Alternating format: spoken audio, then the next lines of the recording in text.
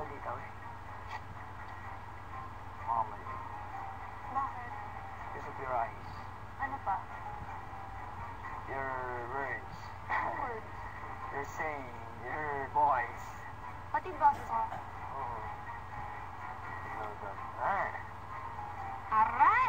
At may paratang sa kabilang bahay. Siguro nahihila ka naman. Siguro. Pagla. Siguro.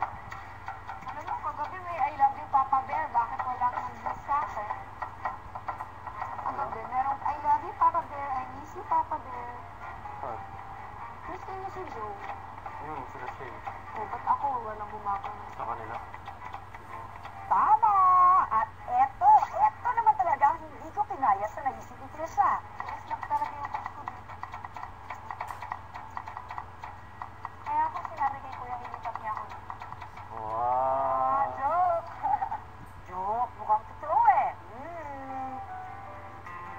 Naku, masasada mga payong yan. Trisha, ano ba yun? Hindi ko naman talaga kinayat ngayon mga kapamilya. Sama po natin ang latest victory ng bahay ni Kuya. Ang teen housemate, senior na.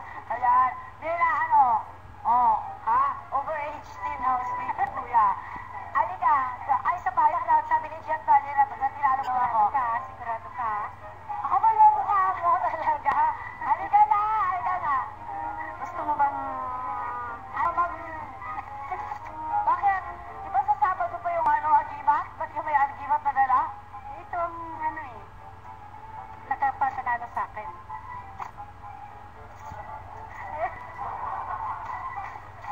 Hindi na po kaya.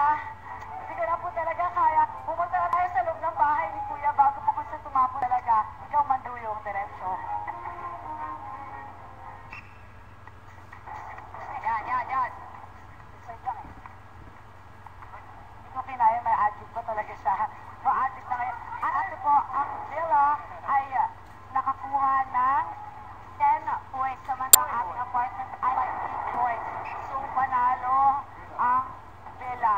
Oo. Ayun o, ang saya-saya niya. Gio. Yeah. Come on. At dahil dyan, ang dami talaga. Allow me to greet Luis. Say happy birthday. Birthday ni Luis. Happy birthday. Yan. Frankie Tridas, Payong, Jazz Bernarek. Ito na, Evangelist. Ito, para po sa mga Trisha Fires. Ito na. Alam mo, may isang housemate na napaka-controversial. Baka pa lang, hindi po ito senior na ha.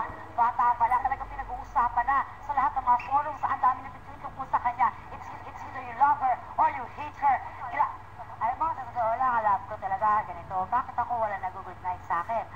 Eto na, ang housemate ka talaga nga pinakamukha lang sa bayrang Pilipino. Kilalanin na natin, eto na si Trisha! Patricia May Santos, ipinanganak noong May 18, 1995. Ang 14 anyos na athletic news na ito.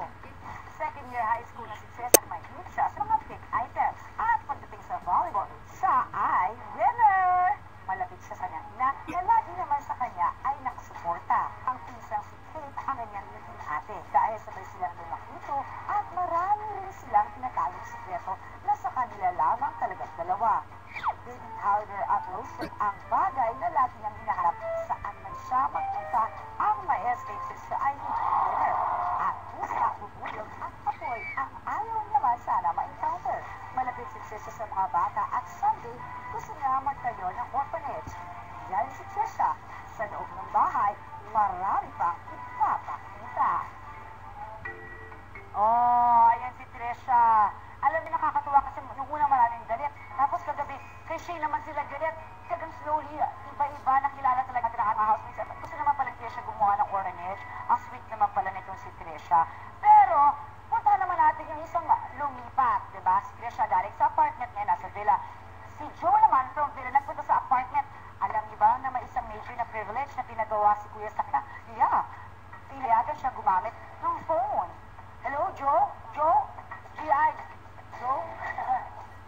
John, Joe? Meron ba kayong imaginary friend? Hello? Yo, Joe. Yo! Yo, what up? What up, yo? Bro, yeah. I've been missing you, man.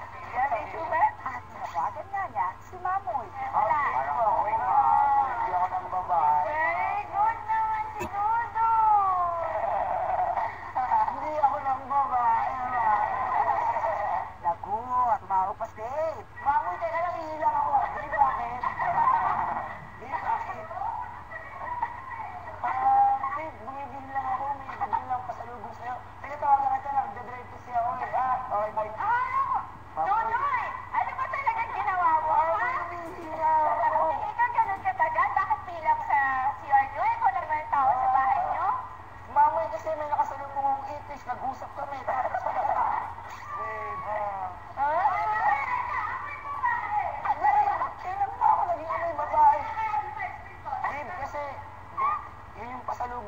mabango ginamit ko na para Akin ba?